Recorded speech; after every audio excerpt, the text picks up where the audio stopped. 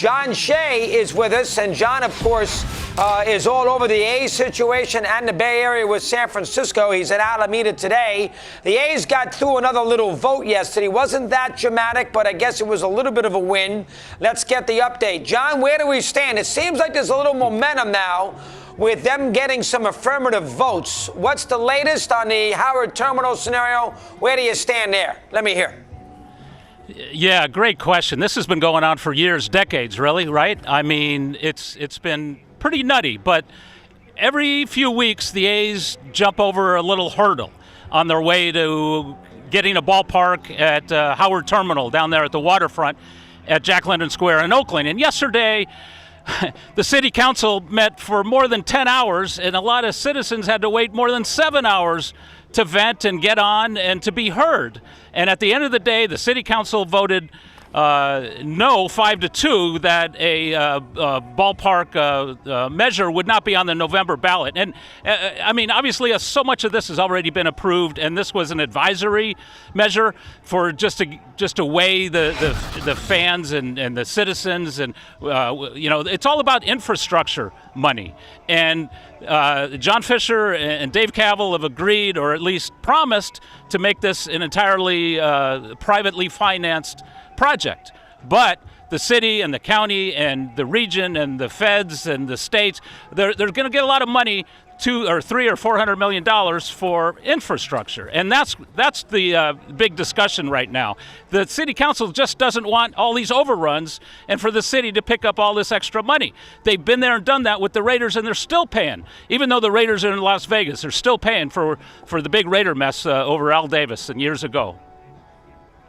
Yeah, I get that, but the Raiders never got the new stadium. I mean, figuring that they do build the Howard Terminal, the A's aren't going to go anywhere for the next 40, 50 years. So although I'm with you that I don't like any big owner getting money from anything when he builds his playpen, I do think that a city like Oakland that doesn't have any other sports teams, if they want the A's, they got to pitch in a bit. Will they? Let me hear your thoughts on that. Well, you say 40 or 50 years, and the city would love that, but right now the A's are saying like 20 years.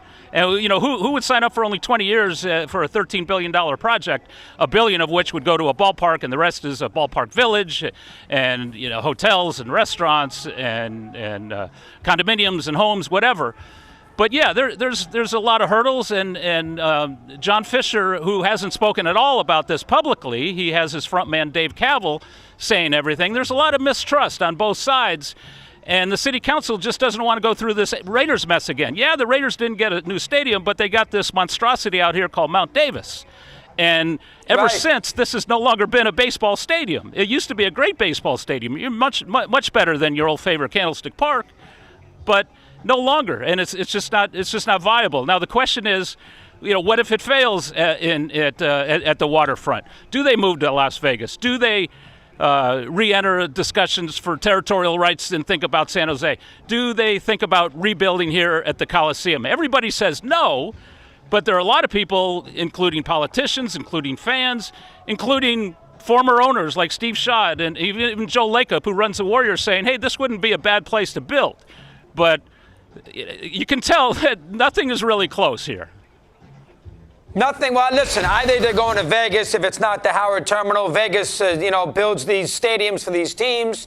The Raiders, the hockey team, they would do the same for baseball. I think they would end up going there. So I guess the question before we move on to the Giants, John, do you feel confident? I know there's a lot of T's to cross and I's to dot, and it's going to take it a long time. But do you feel confident at the end of the day that the A's will get what they want, which is some help and this ballpark at the terminal? Do you think that's going to happen? I don't think they're going to Las Vegas, Chris. I mean, it'd be $2.2 billion for an expansion fee. It would be nothing for a relocation fee. So what are these 29 owners, I mean, the Giants would love for the 8. What are the other 28 owners thinking if they're going to just give John Fisher a sweetheart deal in Las Vegas instead of some giddy Las Vegas person who, when Rob Manfred decides to go 31st, 32nd team, will say, yeah, that's $2.2 billion plus that these owners are going to divide. So why would they accept that? And why would they give the Giants all of Northern California when there are 3 teams in Southern California? It would be the biggest one-team market in baseball, bigger than Boston, bigger than Philly, Right now, it's the smallest two-team market, but it could thrive with a new ballpark, and we've seen that. There was a day when the A's outdrew the Giants big time. The Coliseum versus Candlestick Park, the Giants got their new digs in 2000 and have been outdrawing the A's ever since. But listen, Bud Selig could have given territorial rights to the A's back where they used to be under the Haas ownership, and therefore they could have built in Santa Clara, they could have built in San Jose, but he didn't do that, and now look at him. Yeah, I get that, but I mean, it does come down to first off, they've already waived the relocation cost if they move, so they're not going to have to pay that because Manfred waived it. So he put the two other teams in, and that's where they get the $2.2 billion. But they're not going to have to pay to go to Vegas now, and he's not going to stay at the Alameda Coliseum. He's not going to build there. He's going to either get this thing in the terminal or he's going to leave. And I guess then the question is, will the city of Oakland and the A's eventually reach some sort of impasse, reach some sort of, quietly an agreement, not trusting each other, but reaching an agreement to get this ballpark built? I guess that's the end of that's really the $64,000 question. If in, say, a couple of years they can get that done. You're not that confident? Yeah, I mean, listen, I've been living here my whole life, and I've seen how tough it is to build anything in California. Joe Lacob got it done with the Warriors. The Padres took forever to build Petco.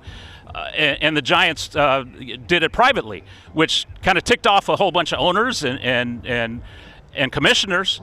But listen, I just don't see that this ownership group is going to move to Las Vegas, and nor do I see all the other owners just voting for that sweetheart deal. Now, I might be wrong, but listen, if MLB gives them permission to move to Las Vegas, it tells me that MLB and the A's didn't try hard enough, because the city of Oakland and the county are giving more to the A's now than they ever have in the past. And they've tried many times to build around Oakland.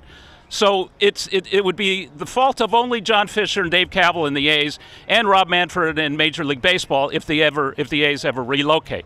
Because the city and county has already agreed to this $12 billion project. They've agreed. It's the biggest project in Oakland history. Forget baseball, any building history, in terms of reconstruction and anything.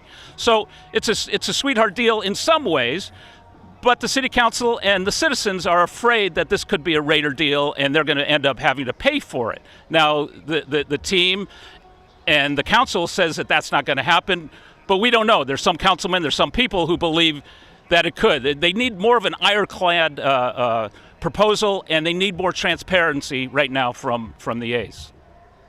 No, we'll see how this moves along. All right, how about San Francisco with the Giants not playing very well right now? Whatever it might be, it's hard to play the way they want to play 2 years in a row with a lot of role players and a lot of platooning. Last year it was all magic. This year, anything but. And they're struggling. They can forget about the division. We'll see about the wild card with the Phillies and the Cardinals down the road. They've lost, 12 out of 15? Let me get a little read on San Francisco across the bay. What's your take there, Johnny? Well, don't look now, but guess who is the hotter team by the Bay, right? I mean, the A's one more win and they sweep Toronto. The Giants have lost 6 in a row. And, the tide has turned a little bit. Obviously, the A's still have the worst record in Major League Baseball, the worst attendance in Major League Baseball. They got issues with the offense and across the board. They've been playing better lately. The Giants, however, have been melting down. I mean, they're in a free fall. This is not like anything we've seen in 2021. It's mostly the same team, plus Jock Peterson, plus a couple of pitchers. So what they did lose, though, is Buster Posey and Kevin Gausman. Now, I think the biggest problem with this team is they don't have Buster Posey, and that hasn't been replaced. They didn't go out and get right-handed hitters. They got Jock Peterson, a lefty. So there's something missing in this lineup. There's something missing in this clubhouse. There's a presence missing, and it's Buster Posey. Here's a great stat for you, Chris. In the history of the San Francisco Giants, only 5 years have Willie Mays, nor Jack Clark, nor Will Clark, nor Barry Bonds, nor Buster Posey suited up. They've always had that big guy. Wow. They've always had the superstar. Only 5 years in all the time in San Francisco have they not had one of those guys suit up for a season. They don't have that guy. Posey is gone. They need that guy. Hey, Soto, is he available in a trade in the offseason?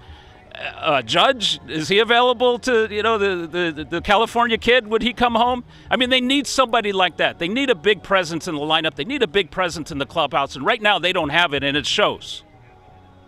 Interesting, and of course Crawford's not that great either right now, so that's another issue too.